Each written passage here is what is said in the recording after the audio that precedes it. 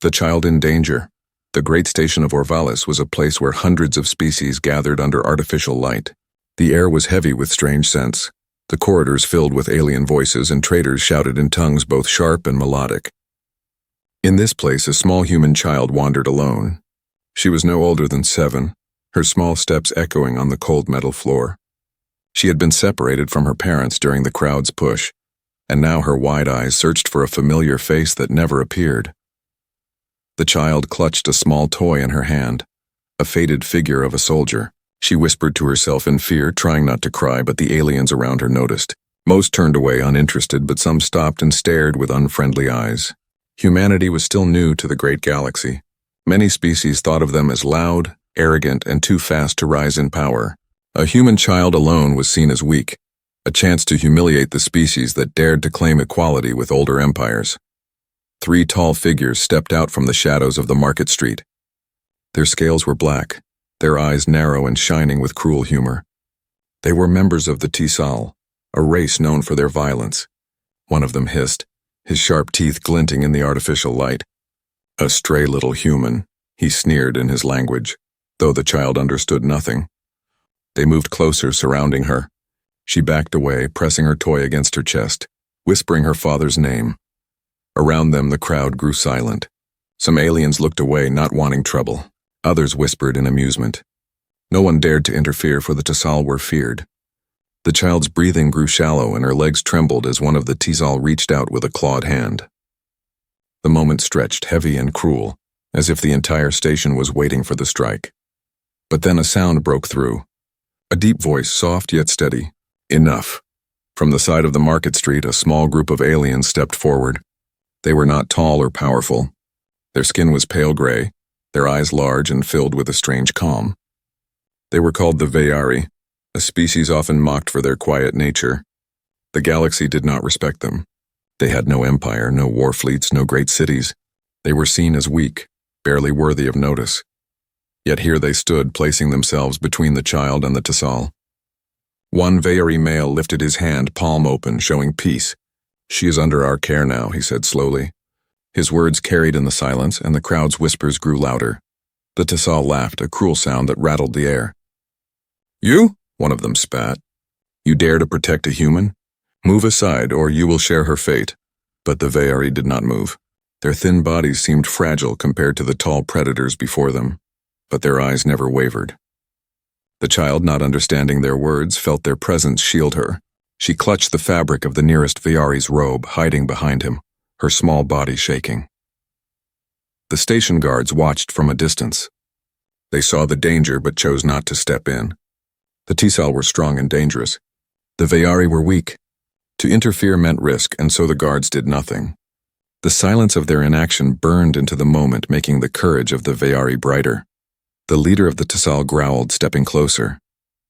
His claw raised again, this time pointed at the Veyari. "You have one chance to walk away," he hissed. "This is none of your concern. The child is human, and humans are not welcome here." The Veyari leader's voice was calm, though his hands trembled. "A child is always a child. If no one else will protect her, we will." The words spread through the crowd like fire. Some aliens shook their heads in disbelief. Others watched in silence, unable to decide whether this was bravery or madness. The Tisal lunged forward, but the Veyari did not step back. They formed a circle around the human child, their thin arms lifted, not in attack but in defense. They knew they could not fight and win, yet they refused to abandon her. The first blow struck. One of the Veyari fell, blood on his pale skin. The crowd gasped, but still the others did not move. They held their line, their eyes fierce with a strength no one expected from them. The child screamed, clutching the robe of the leader, but he only bent down, whispering softly to her in his language, words she could not understand, but which carried comfort. Something changed in the air. The crowd's whispers turned to uneasy silence. For the first time, many of them saw the Veyari in a new light. They were not weak. They were willing to bleed for a child that was not their own. The Tisal hesitated, sensing the shift.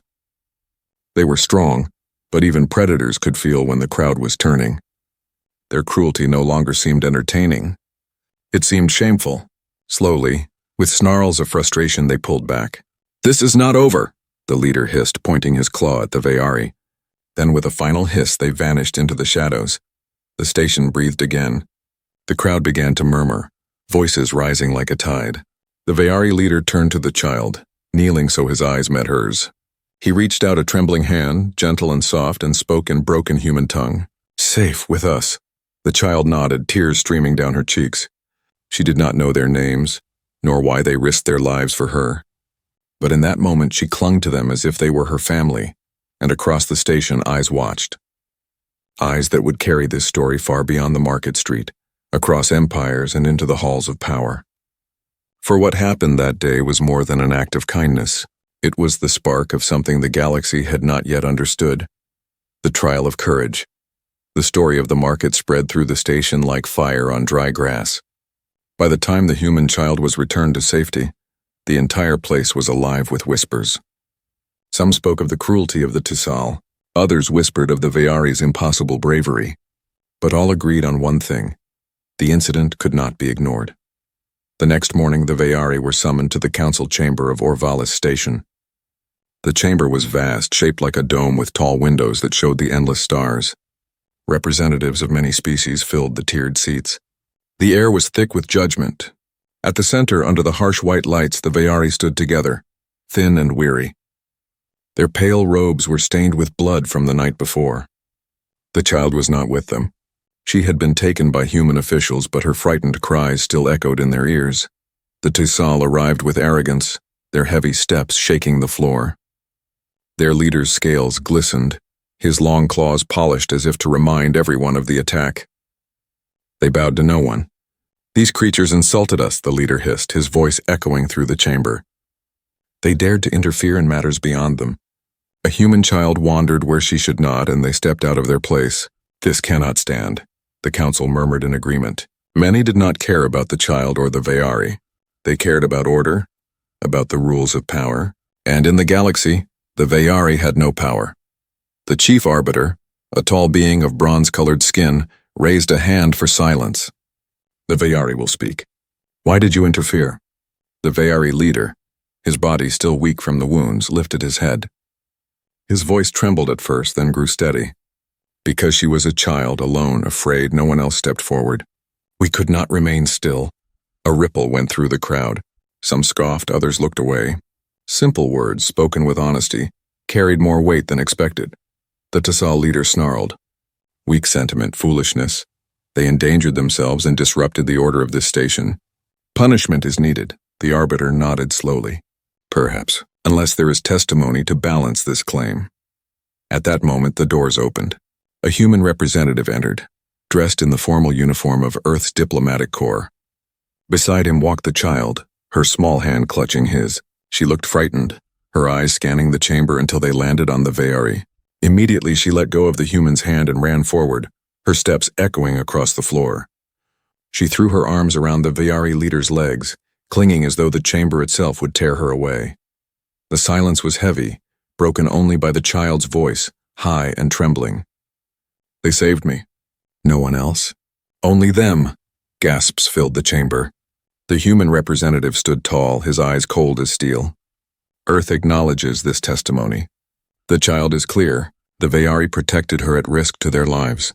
We demand that this be recorded as fact." The Tisal erupted with fury. Their leader slammed a claw against the floor, sparks flying. "This is nonsense. A child's words mean nothing. We are warriors. They are nothing." But already the image was burned into the minds of everyone present.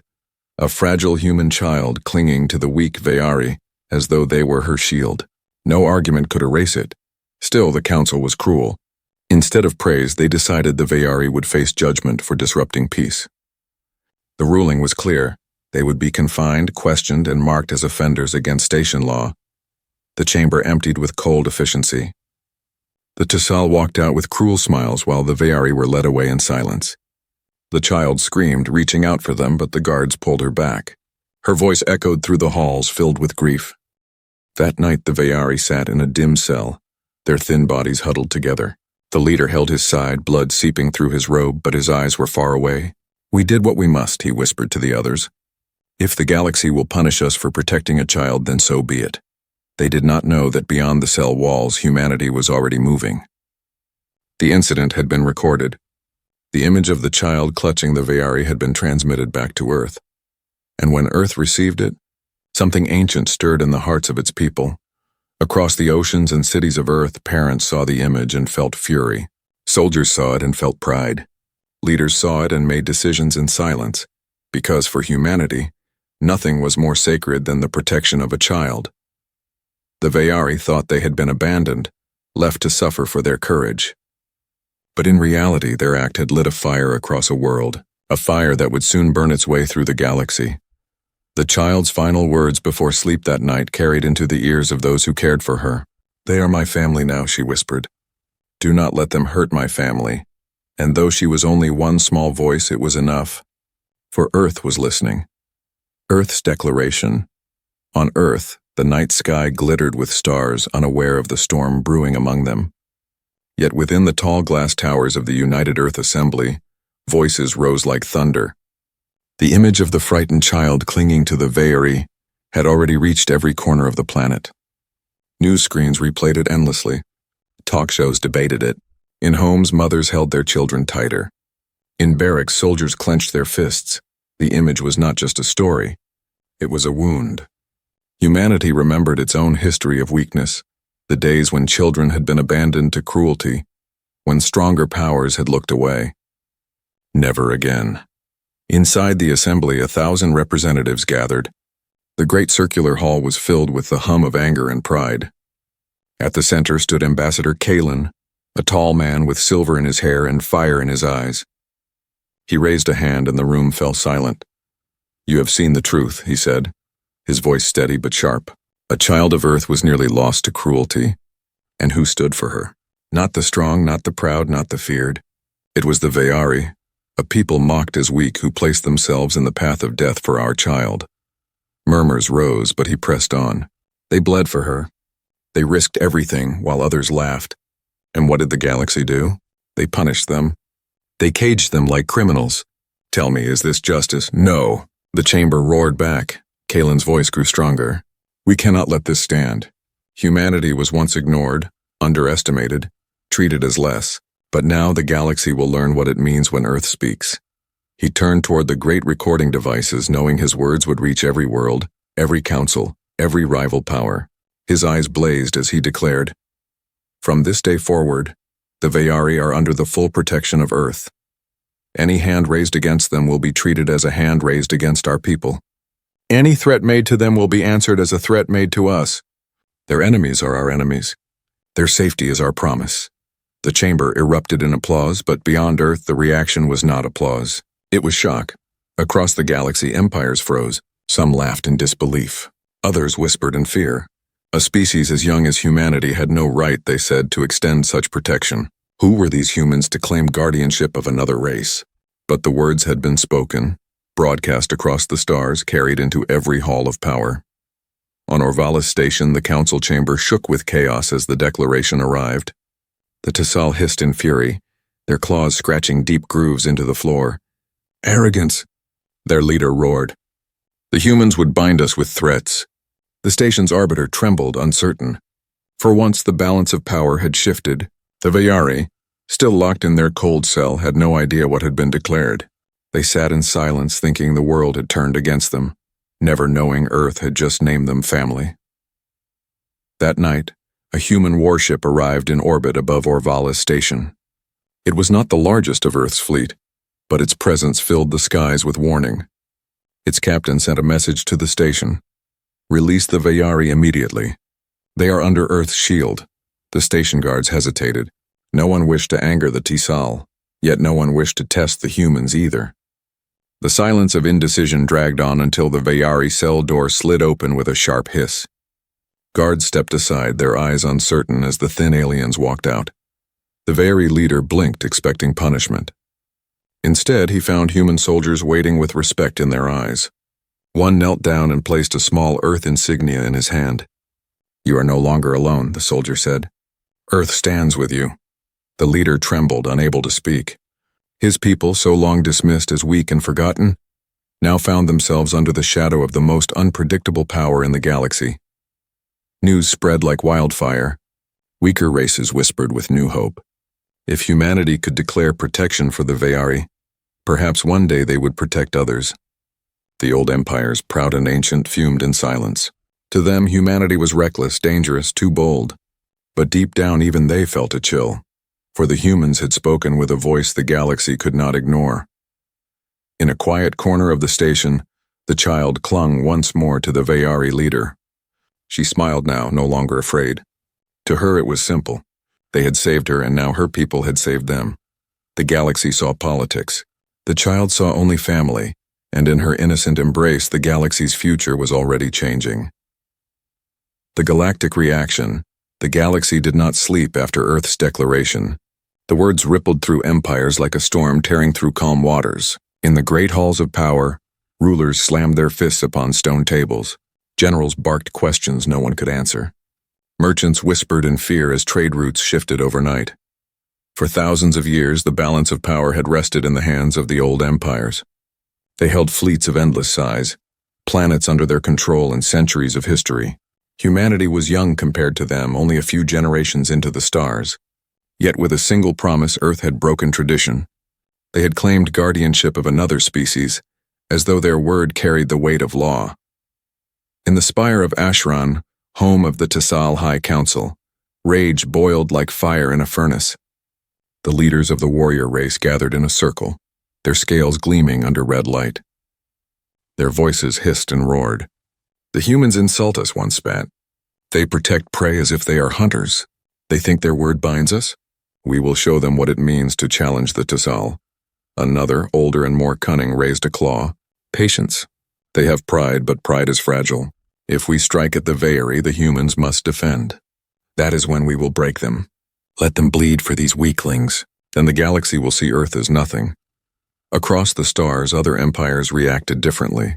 The Rail Dominion, a proud race of winged beings, debated quietly.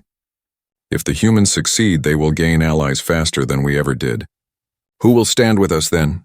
Whispered one senator.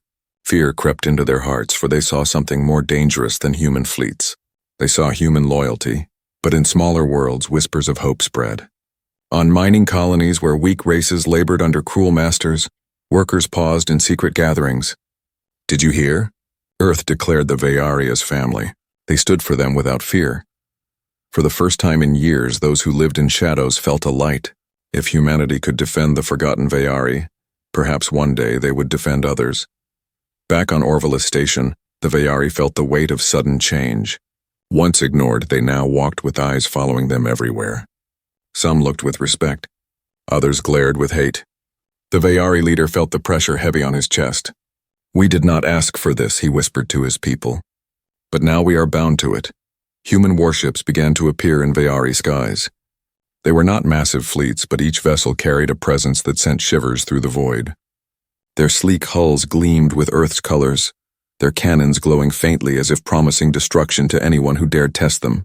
The humans sent patrols, escorts, and envoys. Each ship's arrival was a message carved into the stars. Touch them and you touch us. But enemies were not silent. From the darkness of uncharted sectors, fleets began to stir. One in particular, a Tassal war host, shifted course toward Veyari territory. It was not an invasion, not yet. It was a test. On the bridge of the Tassal flagship, the warlord hissed in cruel amusement. Let us see if the humans bleed as easily as their children.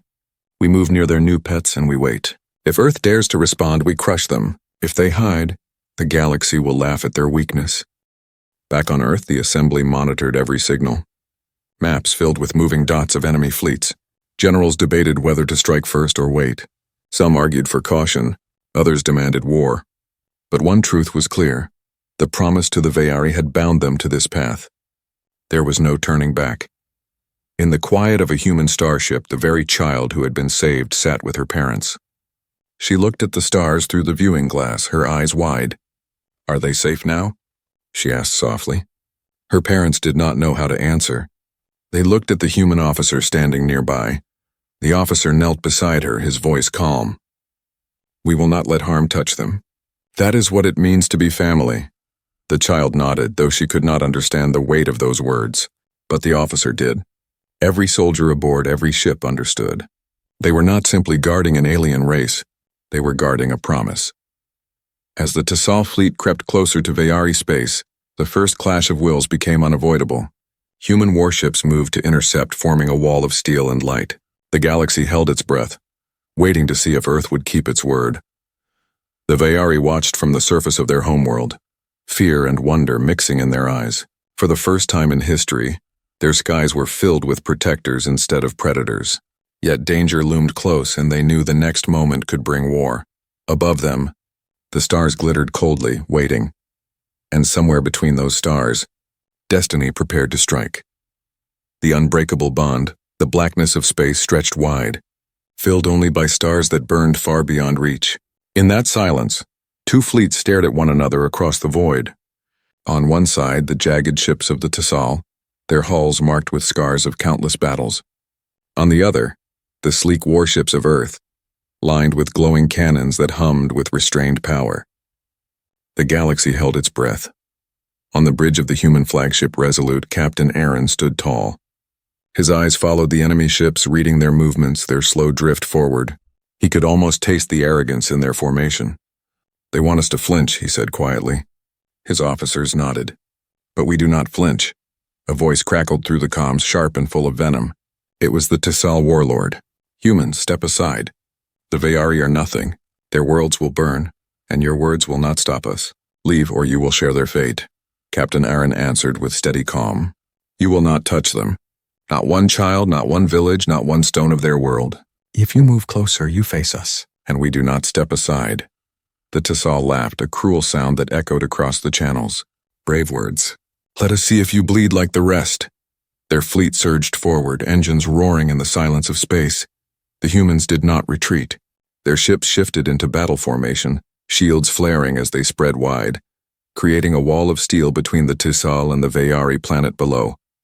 The first shots blazed through the void, streams of plasma that lit the darkness in green fire. They struck against human shields, rippling across invisible barriers. The Resolute shook, but it did not fall. "Return fire," Captain Aaron commanded. The human cannons answered. Blazing beams of white and blue lanced forward, tearing into the Tissal vanguard. One enemy ship exploded in a bloom of fire, fragments scattering across the void. The message was clear: Earth would fight. On the surface of the Veyari homeworld, the people watched the sky. To them, the battle was distant, yet every explosion lit the heavens like thunder made of light. Children clung to their parents. Elders whispered prayers. And for the first time in their history, they believed those prayers might be heard. In the heart of the human fleet, soldiers spoke no words of doubt. They remembered the child who had been saved on Orvalis station. They remembered her small hands clinging to her rescuers, her voice declaring them family. That memory burned in every strike, every maneuver. They were not fighting for conquest or pride. They were fighting for a promise. The Tissal pressed harder, their ships swarming like predators, claws of plasma tearing through the void. But they found humanity unyielding. The humans fought not like an old empire, tired and heavy with history, but like fire itself, fierce, unpredictable, alive. As the battle raged, the Tissal warlord sneered, sending a direct channel to Captain Aaron. "Why do you throw away your lives for these weaklings? They are nothing to you." Aaron's eyes burned with steady flame. "They saved one of ours. That is everything. When someone protects our child, they become our blood. We will stand for them no matter the cost." The words carried beyond the bridge, beyond the fleets, across channels that reached listening posts and neutral stations. The galaxy heard them, and silence followed. For no empire, not even the greatest, had spoken such words with such finality. The battle turned. Human tactics cut into the Tissal, breaking their formations.